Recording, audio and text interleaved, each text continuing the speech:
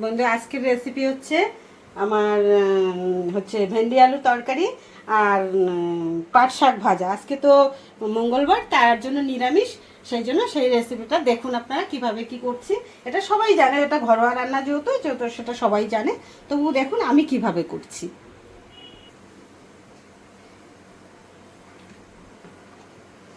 দিয়ে দিলাম তেল।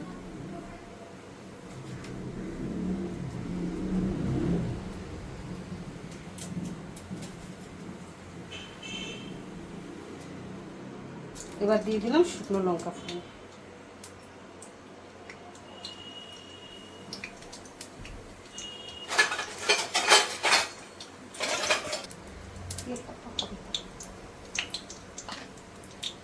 আচ্ছা, এবার দিয়ে দেবো শুকনো লঙ্কা দিয়ে দিলাম আগে।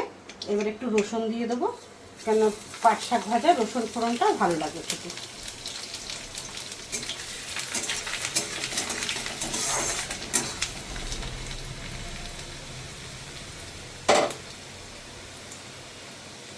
এবার দিয়ে দিলাম কাঁচা লঙ্কা। যে যেভাবে ঝাল খাবে সে সেভাবে দেবেন।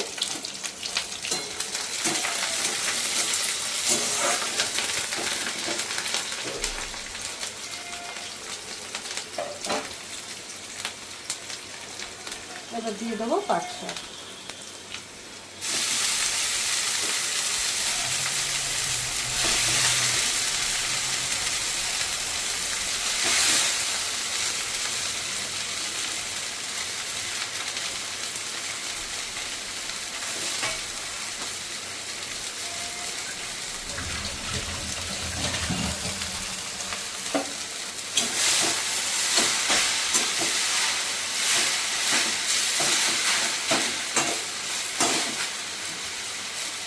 একটু কমে গেলে তখন নুন আর হলুদ দেবো, কেন এখন হলুদ নুন দিলে বেশি হয়ে যেতে পারে, শাকটা তো কমে যাবে।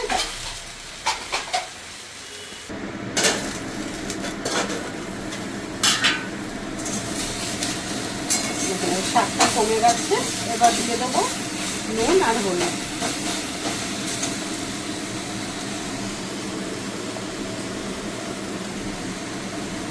পরিমাণ মতন হলুদ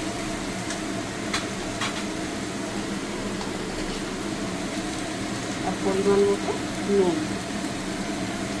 একটু কমই দিলাম, কম হোক, বেশি না হয়।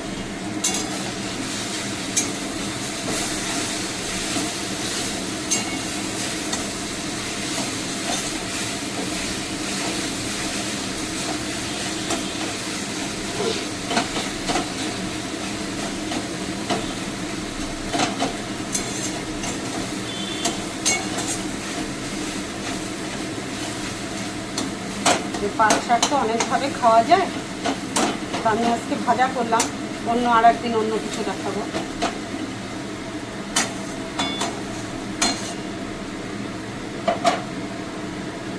এবার ঢাকা দিয়ে দিলাম।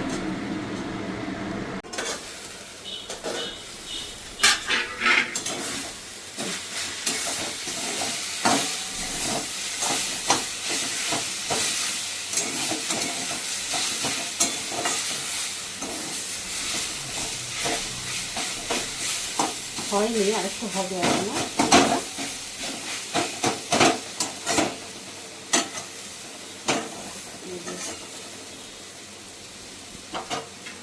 আর একটু হলে হয়ে যাবে, একটু ঢাকা দিয়ে দেয় তাহলে ভালোভাবে হবে।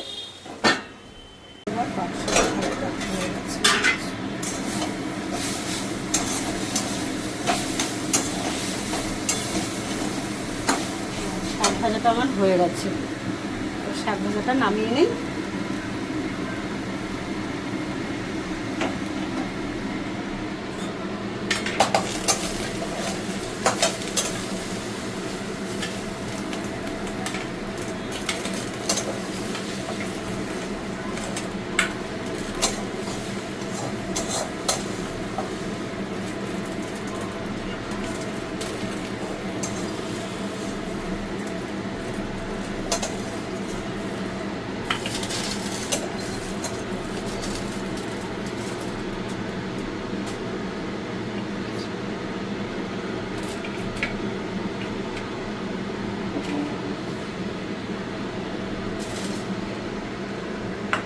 বন্ধু, আগে তো দেখলেন পাট শাক ভাজা আমার হয়ে গেছে। এবার আমি বানাবো ভেন্ডি আলুর তরকারি। তো দিয়ে দিলাম কড়াতে তেল।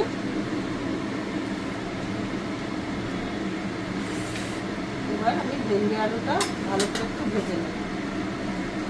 তো ভেন্ডিতে দেবো একটু হলুদ আর একটু নুন।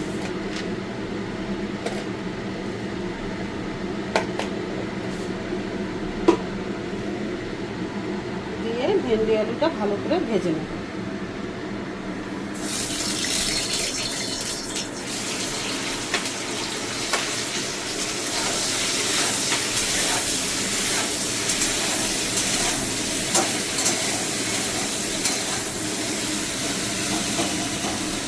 এবার ভেন্ডি আলুটা একটু লাল লাল করে ভেজে নেব।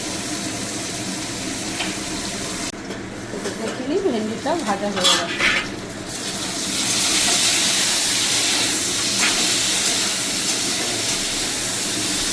ভেন্ডিটা ভাজা হয়ে গেছে ভালো করে। এবার ভেন্ডিটাকে তুলে নেব।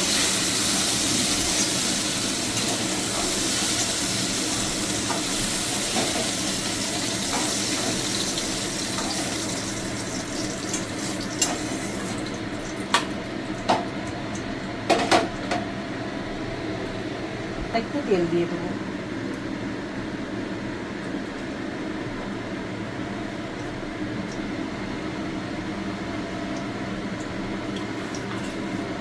এবার ফোড়নে দেবো জিরে।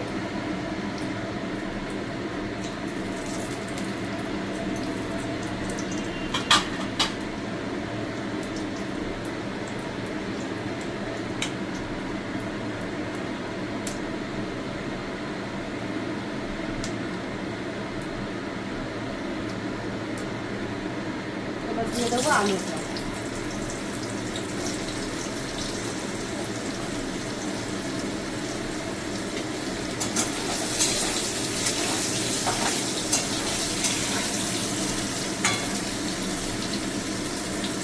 এবার আলুটা একটু হালকা করে ভেজে নিই। দেখুন এবার আলুটা ভালো করে ভাজা হলো কি। আলুটা ভাজা হয়ে গেছে ভালো করে। এবার দিয়ে দেবো এই আলুর ভিতরেই মশলা। এখানে মশলা আছে জিরে, ধনে, কাঁচা লঙ্কা আর জিরে, ধনে, কাঁচা লঙ্কা। এটা আমি বেটে নিয়েছি শিলে।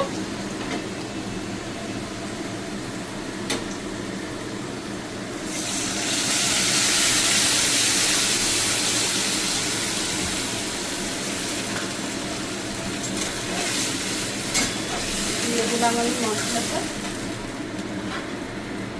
এবার দিয়ে দেবো একটু পরিমাণ মতন হলুদ। লাল লঙ্কার গুঁড়ো দিতে পারেন, যদি আপনাদের ভালো লাগে দেবেন, আর যদি না লাগে দেবেন না। এবার দিয়ে দিলাম পরিমাণ মতন নুন।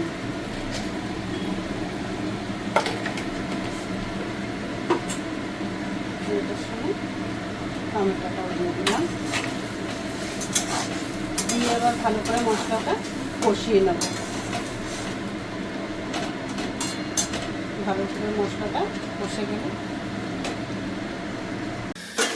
তো দেখে নিয়ে এবার মশলাটা ভাজা হলো কি।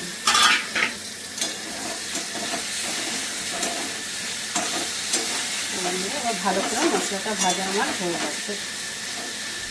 এবার একটু যেটুকু ঝোল বানাবো সে পরিমাণ মতো জল দিয়ে দেবো।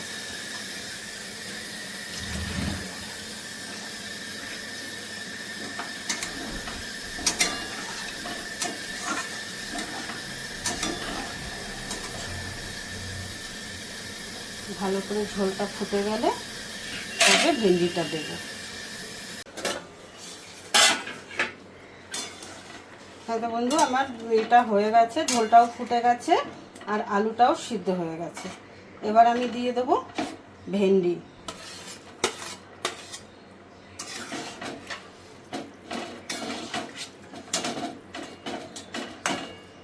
ভেন্ডিটা ফুটে গেলেই আমার তরকারি রেডি।